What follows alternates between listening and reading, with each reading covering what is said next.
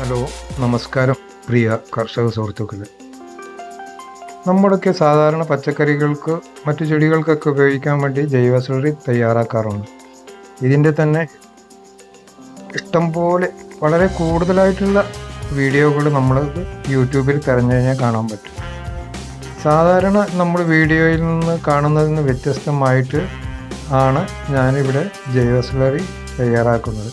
അതിനെക്കുറിച്ച് വിവരിക്കാം നമുക്ക്. അതേമായിട്ട് ഇതിന് വേണ്ട ഇൻഗ്രീഡിയൻസ് എന്ന് പറഞ്ഞു കഴിഞ്ഞാൽ പച്ചച്ചാണകമാണ് മെയിനായിട്ട്. അത് നമ്മൾ സാധാരണ എല്ലാവരും ചേർക്കുന്നതാണ്.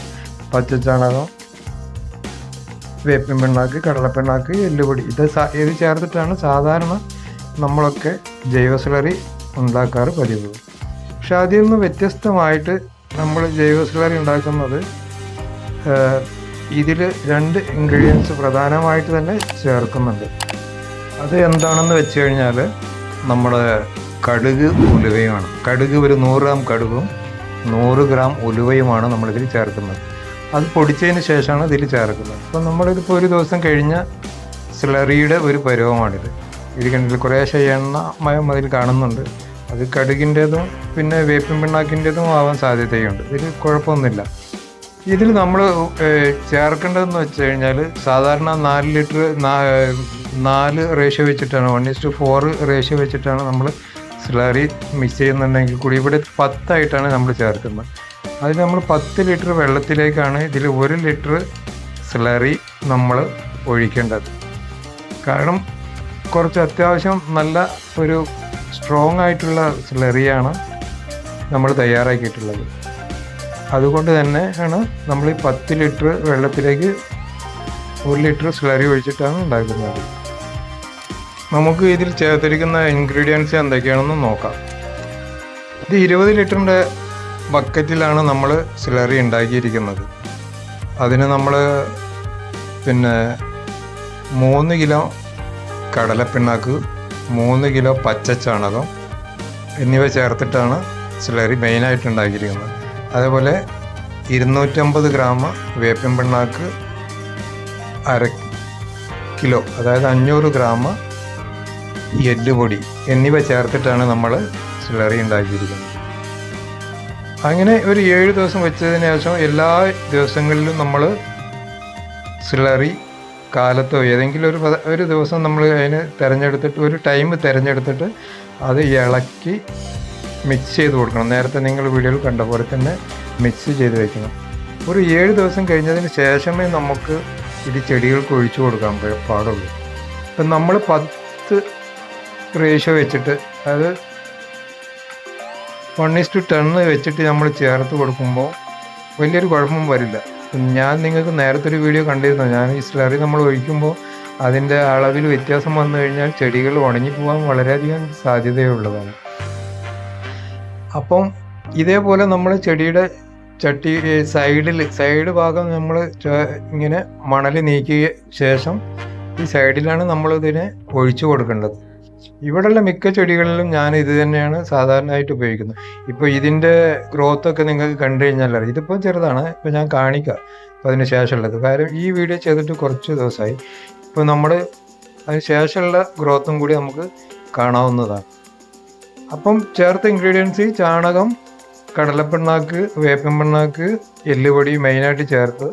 അത് കൂടാണ്ട് നമുക്കിവിടെ കുട്ടികളുണ്ടായിരുന്നു.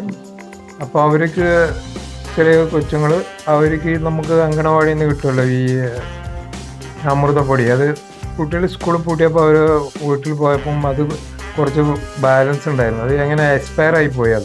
അതിൻ്റെ ഒരു പാക്കറ്റ്, അത് 1/2 കിലോൻ്റെ ഒരു പാക്കറ്റാണ് ഉണ്ടായിരുന്നത്. അതും ഇതിൻ്റെ കൂടെ ചേർത്തിട്ടുണ്ട് നമ്മൾ.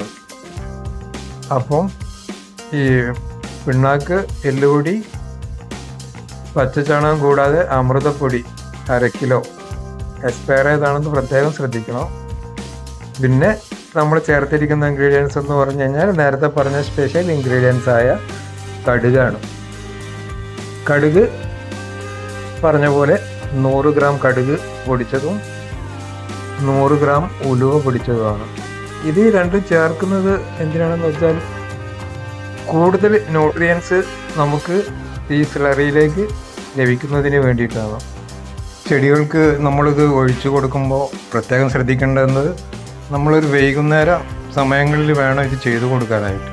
അതേപോലെ തടത്തിൽ മണ്ണ് ഇളക്കി ഒരു ഭാഗത്തേക്ക് മാറ്റിയതിന് ശേഷം നമ്മുടെ ആ മാറ്റിയ ഭാഗത്ത് വേരിൽ നിന്നും കുറച്ച് മാറിയിട്ട് വേണം നമ്മൾ സ്ലറി ഒഴിച്ചു കൊടുക്കേണ്ടത്.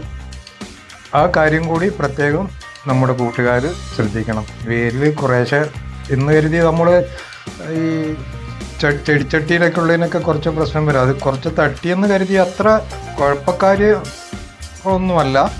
എങ്കിലും ഒന്ന് വേരുന്ന് മാറിയിട്ട് കടയിൽ നിന്ന് മാറിയിട്ട് ഒഴിക്കാൻ നോക്കുക. മാക്സിമം പുറത്തുള്ള ചെടികൾക്ക് ബാധിക്കില്ല.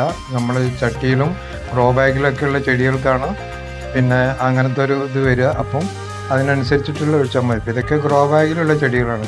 ഇതൊക്കെ നമുക്ക് അത്യാവശ്യം കടയിൽ തട്ടിക്കഴിഞ്ഞാൽ ഇപ്പോൾ ഒന്നും ചെയ്യാൻ പറ്റില്ല. അത്രയേ ഉള്ളതിൻ്റെ കാര്യങ്ങൾ. അപ്പം ഒരു കാര്യമാണ് പ്രത്യേകം ശ്രദ്ധിക്കേണ്ടത്, നമ്മൾ വൈകുന്നേരം മാത്രം തിരഞ്ഞെടുക്കുക. പിന്നെ മറ്റു കാലത്ത് നമ്മൾ ഒഴിച്ചു കൊടുത്തു കഴിഞ്ഞാൽ ഉച്ചയാകുമ്പോഴൊക്കെ പ്രത്യേകിച്ച് വെയിൽ സമയമാണ്. അപ്പം വെയിലടിച്ചു കഴിഞ്ഞാൽ ഇതിലെ ന്യൂട്രിയൻസൊക്കെ നഷ്ടപ്പെടാൻ വളരെയധികം സാധ്യതകൾ കൂടുതലാണ്.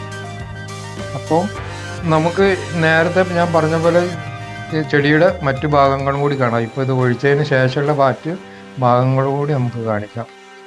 ഇത് ഒരു റെഡ് ലേഡി പപ്പായാണ് വെച്ചിട്ടിപ്പോൾ ഫെബ്രുവരി 14 വെച്ചതാണ്. ഇപ്പം ഇന്ന് നമ്മൾ ഷൂട്ടിംഗ് ചെയ്യുന്നത് മാർച്ച് 23 അപ്പം അതിന് ശേഷം നമ്മൾ നേരത്തെ ഈ ജൈവ സ്ലറി ഒഴിച്ചു കൊടുത്തതിന് ശേഷമുള്ള ഒരു വീഡിയോ ആണ്. ഏകദേശം ഒരു കഷ്ടിച്ചൊരു 2 ആഴ്ചത്തെ വ്യത്യാസം മാത്രമേ ഉള്ളൂ. ഈ തൈകളൊക്കെ ഇത്രയും നല്ല ഗ്രോത്തായിട്ട് തന്നെ വന്നിട്ടുണ്ട്. അപ്പം നമുക്ക് നോക്കിയാൽ മനസ്സിലാവും. നിങ്ങൾ നേരത്തെ വീഡിയോ ശ്രദ്ധിച്ചു കഴിഞ്ഞാലും നമുക്കത് അറിയാൻ പറ്റുന്നതാണ്. അപ്പം നമ്മൾ സ്ലറി ഒഴിച്ചു കൊടുക്കുമ്പോഴുള്ള വീഡിയോയും ഇപ്പോഴത്തെ വീഡിയോ എന്തുമാത്രം വ്യത്യാസമുണ്ട്. 2 ആഴ്ചയിൽ കുറച്ച് ഏകദേശം ഒരു 18 ദിവസം മാത്രം സമയപരിധി ആയിട്ടുള്ളൂ. അപ്പോഴേക്കും ഈ ചെടികൾ, ആ തക്കാളി നേരത്തെ കാണിച്ച ഗ്രോ ബാഗിലുള്ള തക്കാളികൾ, അതേപോലെ പിന്നെ പുറത്തുള്ള മുളകുകളൊക്കെ നല്ല ഗ്രോത്തായിട്ട് തന്നെ വന്നിട്ടുണ്ട്.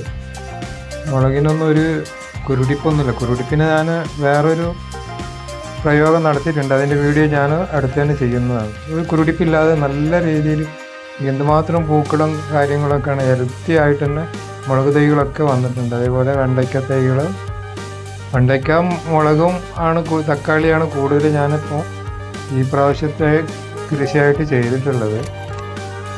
പിന്നെ ഞാൻ ഒരു കൊമേഴ്സ്യലായിട്ട് കൃഷി ചെയ്യുന്ന ഒരാളല്ല. ഇപ്പം എന്ത് വിളവ് ഒക്കെ എടുത്തു കഴിഞ്ഞാലും ശരി, അത് ഞങ്ങളുടെ ഫാമിലിയും അടുത്ത വീട്ടുകാരും കൂട്ടുകാർക്കൊക്കെ വിതരണം ചെയ്യാറാണ് പതിവ്.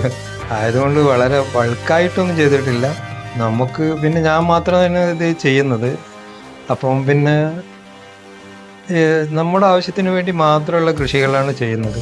അത് വളരെ ഭംഗിയായിട്ട് ജൈവ വളങ്ങളൊക്കെ കൊടുത്ത്, ജൈവ കീടനാശിനി കൊടുത്ത് എന്നിട്ടാണ് എല്ലാം ചെയ്യുന്നത്. കച്ചവടത്തിൻ്റെ ആവശ്യത്തിന് ഇപ്പോഴേതായാലും ചെയ്യാൻ ഉദ്ദേശിക്കുന്നില്ല. ഏതായാലും ഇത്രയേ ഉള്ളൂ വീഡിയോ. നമുക്ക് അടുത്ത നല്ലൊരു വീഡിയോയിൽ വീണ്ടും കാണാവുന്നതാണ്. ഇതിപ്പോൾ നേരത്തെ വിളവെടുത്ത വെള്ള വൈതരങ്ങയുടെ ഭാഗമാണത്. ഇതൊക്കെ അത്യാവശ്യം നന്നായിട്ട് തന്നെ ഉണ്ടായിട്ടുണ്ട്. ഒരു അധിക ചിലവുകളൊന്നും കൂടുതലായിട്ടൊന്നും വന്നിട്ടില്ല. സ്ലറി തന്നെ മാത്രം കൊടുക്കുന്നുള്ളൂ. വേറെ അങ്ങനെ കാര്യമായിട്ടൊന്നും കൊടുത്തിട്ടില്ല. ചെറിയ പ്രായത്തിലാവുമ്പോൾ കുറച്ച് NPK 19 പോളിയാറായിട്ട് കൊടുത്തിട്ടുണ്ട് കേട്ടോ, ചെറിയ ടൈമിൽ. ഓക്കെ, ഏതായാലും അടുത്ത വീഡിയോയിൽ കാണാം. ബായ്.